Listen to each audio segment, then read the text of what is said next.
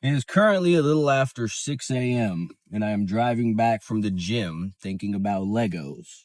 Because Legos can actually teach you a lot about life. Now, I don't know if you played with them when you were a kid, but I did.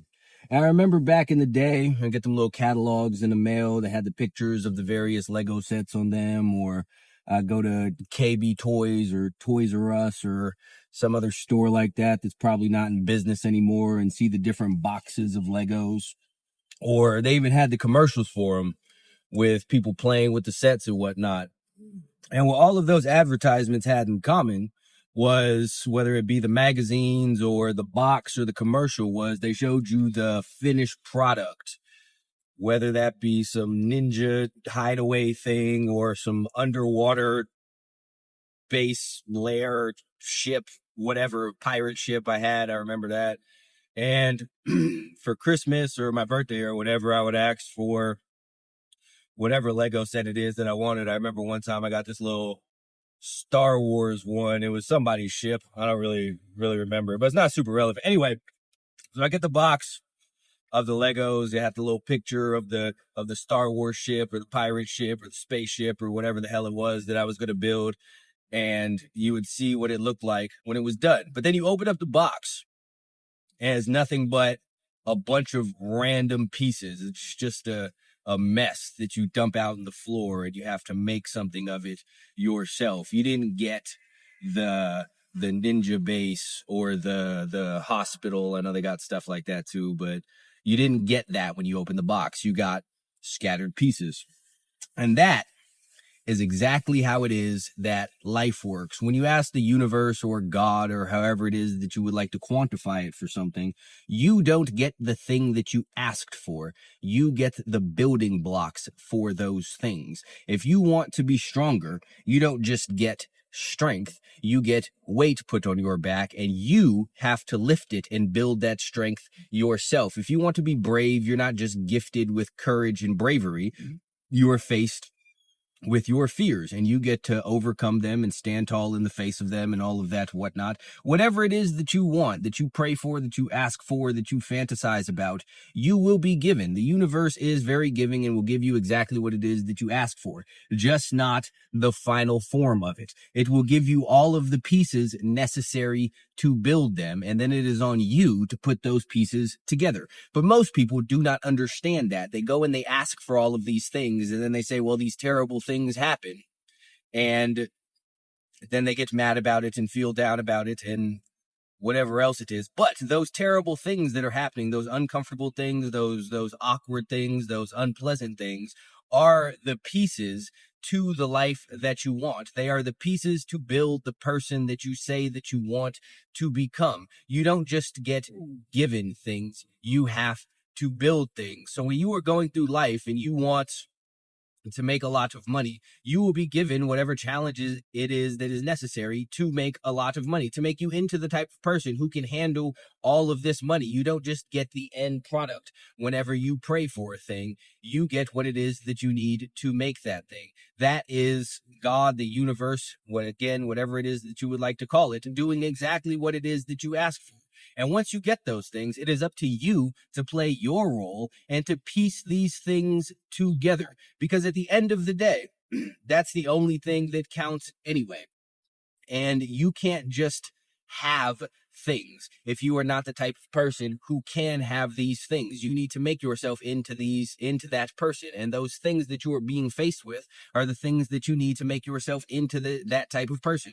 You see people all of the time who go through life and get exactly what it is that they were after without having to do the work, and then they lose it and then they fuck it all up. People go and they get their weight loss surgeries, they get their lap bands and gastric bypasses and all of that, and then they lose weight initially, yeah, but then they wind up gaining it all back because they never had to learn the habits or develop the character traits necessary to cultivate and maintain these things. You see the exact same thing with people who win the lottery. They get hundreds of millions of dollars, and then a few years later they are in a worse position than when they started because they have not made themselves into the type of person who is capable of handling tens or hundreds of millions of dollars. They are still poor people with poor people habits and poor people thoughts. And then when you put money on top of that, you just get a poor person who happens to have access to a lot of money. But the only thing that they know how to be is poor. So they wind up being poor again because they did not walk the actual proper path to make themselves into that type of person. So you owe all of these things to the universe. You don't just get things without having to work for them, without having to qualify yourself for these things. And that is the universe's way of writing itself, saying, here's all of this money, but you didn't earn it. Look where it is that this gets you. You're in a much worse position now than if you would have taken the years, the months, the whatever it would have taken for you to earn this on your own and become the person necessary to handle this. If you would have taken the time to become the type of person who can control your food intake and exercise when you don't feel like exercising and deal with having thoughts and cravings but not giving in to them, then you would have built the body that you wanted and you would have been able to maintain it and you would have appreciated it more. But instead you went and got this surgery, or you went and took the Ozempic or whatever other little weight loss shots it is that they have. So you get a quick little taste of what it is that you want, but you are now going to lose it because you did not earn it. That is how all of the things work. And then again with the Legos, the analogy is twofold, because while Legos are a toy, you can't really truly play with Legos. Yeah, you could set the little sets, the little characters, little pieces, whatever it is that you would like to call it, on the setup in certain ways and make them look like they're doing something and whatnot. And you could push the little cars around a little bit. But at the end of the day, there's not really a great deal that you could do with them. And on top of that, they're actually extremely fragile. And I remember, again, I had the Lego sets when I was a kid. And once I put them together, I put them on this little shelf thing I had under my bed. It was like it wasn't a bunk bed. It was a, I think it's called a loft bed, where it's like the top part of the bunk bed with a ladder, but there's nothing under it. But I had a little shelf on the side. Anyway, I put the sets together. I just set them up there on the shelf, and they kind of just existed there once they were together. Because again, you can't really play with them. But despite that, Legos are the best-selling toy in the world. Which is interesting, because every single thing that you can get, every single thing that you can make out of Legos, you could just buy an actual toy version of. If you want a Lego car, you could just buy regular cars. If you want a Lego spaceship, you could just go buy a regular spaceship. They have Lego Barbie, but you could just buy regular Barbie. And with all of those toys, you could actually play with them more than you can with the Legos, for, if nothing else, because they're not tiny and fragile. And now they have those Lego sets where you can like build Darth Vader's helmet or something, which are just meant to be displayed. But same thing with the rest of those. You could just go buy a Darth Vader helmet. But despite all of that, Legos are still the best-selling toy in the world. And there is a reason for that. It is because the best part of Legos is not the finished product. It's not the car that's made. It's not the Darth Vader helmet that's made. It's not the Barbie Playhouse Lego version that's made. It is putting it together yourself. It is going through the process of following the instructions, piecing all of the little pieces together to go from a scattered mess of nothingness into something recognizable and familiar and what it is that you were after. The best part of Legos is putting them together. It is the construction of the final product that is the absolute best part of it. And even if you take like the little random Legos, like I remember I had a little bucket of just like random Legos, and I enjoyed just making random things and seeing what it is that I can create. What can I make out of this? What can I use these pieces for without any instructions, just from my imagination? What can I create and bring to life? And even once I got done with that, didn't really play with them because again, I can't, but I enjoyed making them. And everyone else who plays with Legos does as well. They enjoy piecing the things together, whether you're a child or whether you're an adult, because that is the enjoyable part. It is the creation. The same goes for the remainder of, or for everything else in life. The best part of being in shape is not just being in shape. Yes, it's great to look great. It's great to have chest and biceps and ab muscles and a nice back and all of that. It's great to be strong and be able to lift weights. But the best part of being in shape is having gone through the process to get in shape. It is having put in the work. It is having stuck to the diet. It is having gone to the gym and done the reps when you didn't feel like doing the reps. It is the building of the strength. It is the building of the chest. It is the building of the biceps and the abs and the back and on the legs and all of the other things. The best part is the creation. The best part of having a good relationship is not just the relationship. It is the building of the relationship. It is going through all of these different experiences and arguments and good times and getting to know the other person that makes the relationship great. It is when you have a bunch of money. The best part is not just having the money. It is finding a way to make the money. I remember I had a job. I sold gym memberships many, many years ago, and I was making like 80 grand a year. And that was cool. Not that it was a lot of money. It was a lot of money for me at the time because I used to be super, super poor.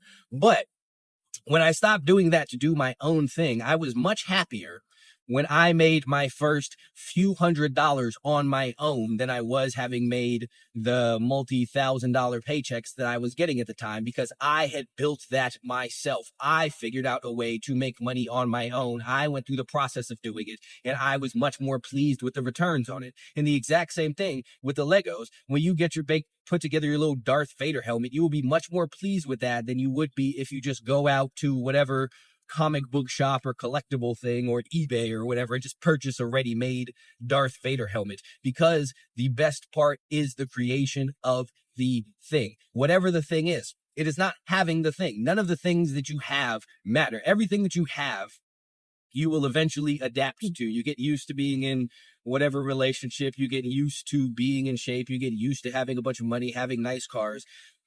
The enjoyable part, the part that gives it purpose, the part that gives it meaning, the part that makes it feel like something, is the creation of those things. But people want to skip over that part as well, and they just want the end, not knowing that the end is only worthwhile because of the journey that you took to get there. It's like when you go on a road trip, right? You can easily just fly to wherever it is that you would like to go, but you go on a road trip because you enjoy the drive, you enjoy the scenery, you enjoy the conversations that you'll have and the stuff that you see along the way, and the gas stations that you stop at to eat burritos that you probably shouldn't, or whatever the case may be, trying restaurants along the way. Whatever, the journey is what makes the destination worthwhile with anything, much like the Legos.